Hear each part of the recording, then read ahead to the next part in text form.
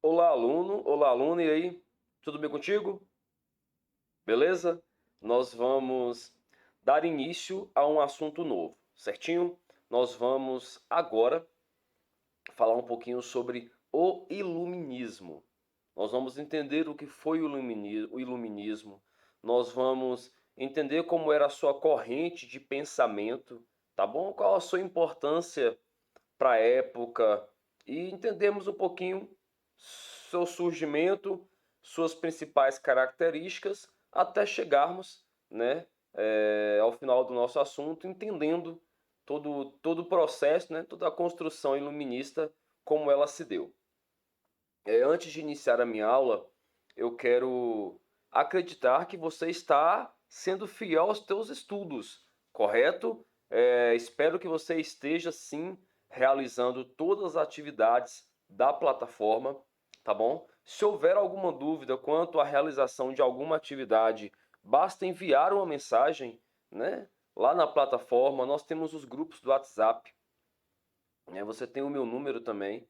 A gente pode juntos construir um belo caminho de ensino-aprendizagem, né? E nós precisamos tirar as nossas dúvidas e questionar, correto? Questione, veja o que não está legal, veja o que você não entendeu. O professor assistiu o vídeo duas, três vezes, professor, e eu não entendi o que o senhor falou aqui, eu não entendi tal parte. Pergunta, nós vamos juntos construir.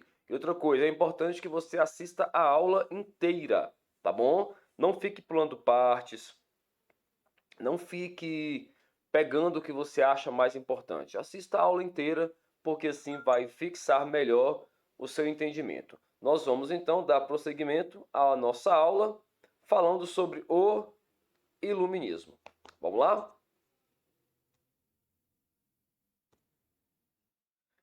O iluminismo foi um movimento intelectual que se tornou popular no final do século XVII e início do século XVIII, conhecido como século das luzes. Então, o iluminismo ele vem final do século XVII, ele vem no início do século XVIII, tá bom? Quando ele surge, e ele é conhecido como século das luzes. Por que, professor, século das luzes?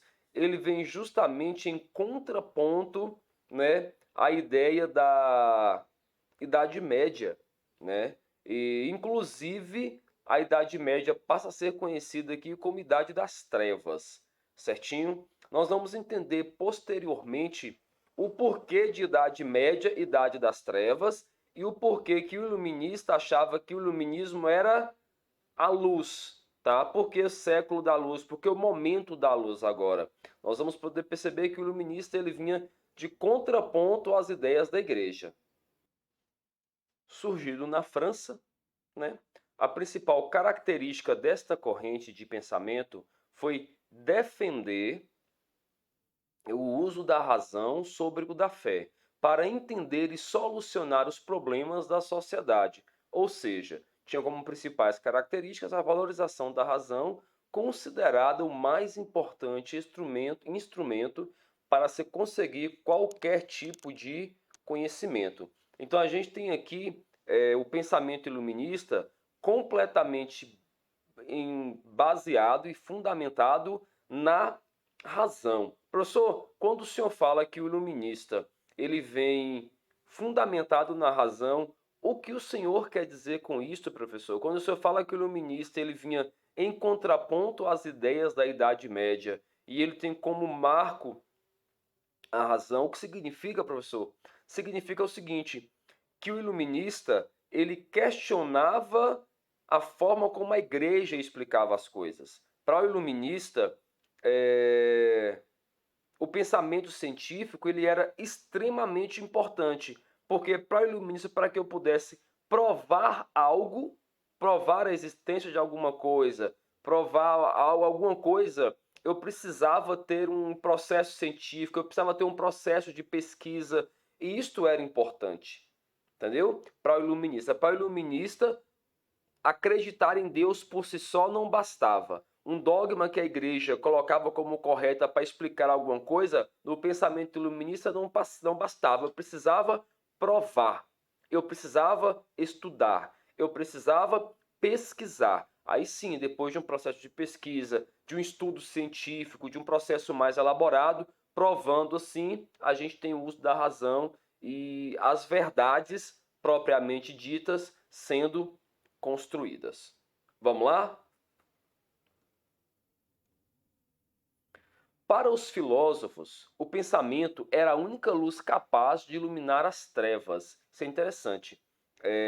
De acordo com a filosofia da época, a única forma de iluminar as trevas, ou seja, a única forma de deixar aquele pensamento, né, onde apenas uma instituição mandava e todo mundo tinha que obedecer, a única forma disso era através do pensamento, tá? O que que o iluminista deixava claro no seu discurso? O ser humano precisa pensar, o ser humano precisa questionar, o ser humano precisa gerar dúvidas na sua cabeça, e são essas dúvidas que vão movimentar o mundo. São as perguntas, são as questões, são as dúvidas que vão fazer com que nós evoluamos e com que nós cresçamos a cada dia mais. Os pensadores de grande reconhecimento dessa época foram Montesquieu, Voltaire, Jacques Rousseau e tantos outros.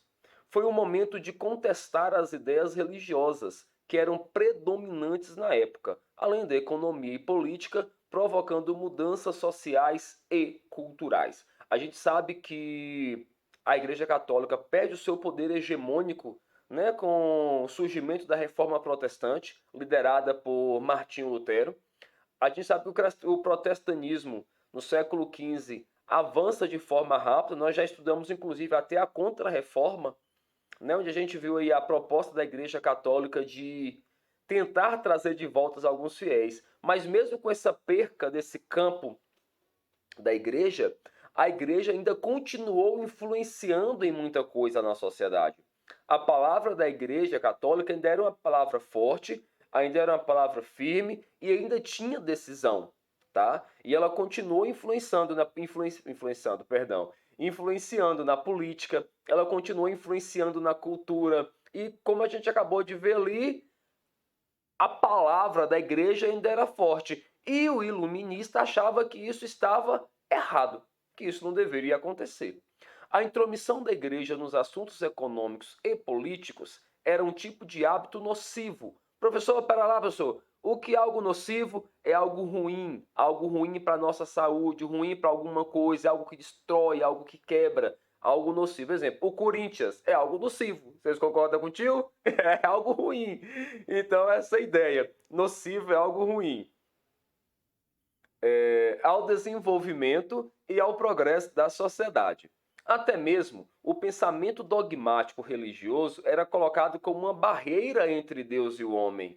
O pensamento iluminista acreditava que a natureza divina estava presente no próprio indivíduo e, por isso, a razão e o experimento eram meios seguros de compreensão dessa essência divina. De acordo com o pensamento iluminista, até o próprio ensinamento da igreja, até as próprias leis da igreja, muitas das vezes deixavam o homem longe de Deus, tá? E o iluminista estava assim, ao ponto em que nós estudássemos, ao ponto em que nós pesquisássemos, ao ponto em que nós experimentássemos, porque nós somos a própria essência divina, nós somos a própria essência viva do Deus vivo. Então, de acordo com ele, se eu estudo, se eu pesquiso, se eu experimento o meu ser, eu estou me colocando também em comunhão com Deus, né? Essa era a ideia iluminista. Junto com o iluminismo, a Revolução Industrial, isso vocês já viram na aula de história, né? A Revolução Industrial abriu caminhos para a grande mudança política determinada pela Revolução Francesa. O matemático francês René Descartes, considerado o pai do racionalismo, lembram do racionalismo? Uma das características do Renascimento, né? Humanismo, racionalismo. Racionalismo é quando a gente começa a trabalhar agora com a razão, tá? O pai do racionalismo foi um dos precursores deste movimento. Então, um dos precursores do iluminismo o nosso querido matemático René Descartes. Em sua obra Discurso do Método, que repercutiu na época, Descartes convida as pessoas a questionarem tudo quanto for possível a chegar à verdade. Isso daqui é extremamente interessante. Nós estamos vindo de uma sociedade, de um planeta que não está acostumado a questionar, tá? Não está acostumado a perguntar por que isso, por que aquilo, porque a igreja sempre trouxe respostas, tá? A igreja sempre explicou tudo da sua forma, mas sempre explicou, sempre trouxe essas respostas. E a gente agora vem René Descartes, né? Inspirado em tudo que vem acontecendo, inspirado em toda a revolução que o mundo passou por conta da reforma protestante, e ele escreve um livro chamado Discurso do Método, que ele fala assim: nós todos precisamos questionar de tudo a todo instante, a todo momento. Nós precisamos perguntar por que disso, por que daquilo. Eu não posso simplesmente aceitar que tudo chegue na minha vida e eu acho que está tudo correto. Não. Eu preciso questionar tudo que chega até mim. Eu preciso pesquisar tudo que chega até a minha pessoa. Para ele, somente através da dúvida é possível compreender o mundo. Vocês concordam? Acha que René Descartes estava correto quando ele dizia que é somente através da dúvida que o mundo pode ser compreendido? Eu concordo. Existe uma propaganda na televisão que dizia que o que move o mundo não são as respostas, mas as perguntas. São as perguntas que movem o mundo, tá? São as dúvidas que geram mudanças. São as dúvidas que inquietam o coração do homem, que inquietam o coração da sociedade e fazem com que o homem evolua. São as perguntas, as inquietações que fazem com que o homem se torne cada dia mais um homem melhor. A tecnologia evoluiu graças à dúvida, graças à pesquisa, graças à ciência, à medicina. Nós temos aí um ano e um pouquinho de pandemia. Nós já temos vacina, é claro. Não é uma vacina 100% eficaz, mas quando na história a vacina mais rápida foi contra, se não me engano, eu acho que foi contra o sarampo, foi 4 anos, não me lembro qual foi a doença, mas a vacina mais rápida já veio foi por 4 anos, se não me engano. Nós temos aqui em menos de um ano um planeta já sendo vacinado. Então, por quê? Por conta da dúvida, questionar, pensar, pesquisar, estudo científico. Isto é extremamente importante. René Descartes deixa isso muito bem dito quando ele diz: nós precisamos questionar tudo. Nós precisamos fazer a seguinte pergunta sobre tudo: por quê? Para quê? Por quê? Para quê? Como? Nós precisamos ter sempre essas perguntas. E isso é herdado do pensamento iluminista. Certinho? Inspirados pelas leis fixadas nas ciências naturais, os iluministas também defendiam a existência de verdades absolutas. O homem, em seu estado originário, possuía um conjunto de valores que fazia dele naturalmente afeito à bondade e igualdade. Seriam as falhas cometidas no desenvolvimento das sociedades que teria afastado o indivíduo destas suas características originais. Por isso, instituições políticas preocupadas com a liberdade deveriam dar lugar às injustiças promovidas pelo Estado absolutista. Professor, o que o senhor acabou de ler, professor? O que os filósofos da época acreditavam. O homem nasce bom por essência. O homem nasce bom por natureza. Então, professor, se de acordo com eles o homem nasce bom por essência, de acordo com eles o homem nasce bom por natureza, por que hoje o homem é mau? Por que hoje o homem é ruim? Já que ele está falando aqui que o homem em seu estado originário possui um conjunto de valores que fazem ele naturalmente afeito à bondade. Se ele tem esse conjunto de valores que naturalmente tornam ele um cara bom, porque o homem é ruim, aí eles vêm explicar na continuação do texto, porque a sociedade corrompe o homem. A sociedade corrompe o homem. Ele vem dizer que o homem nasce bom, o homem nasce afeito a boas qualidades, mas o processo de socialização do homem na sociedade vá fazendo com que o homem o torne mal, com que o homem o torne ruim. Então, na cabeça deles, essas instituições políticas, elas deviam estar preocupadas com a liberdade, né? Com o bem igual, com a igualdade. Se nós consertarmos a sociedade, nós conseguimos manter um homem bom, né? Se nós tivermos uma sociedade consertada, uma sociedade limpa, uma sociedade honesta, o homem nasce bom e o homem morrerá bom. Principais características do iluminismo.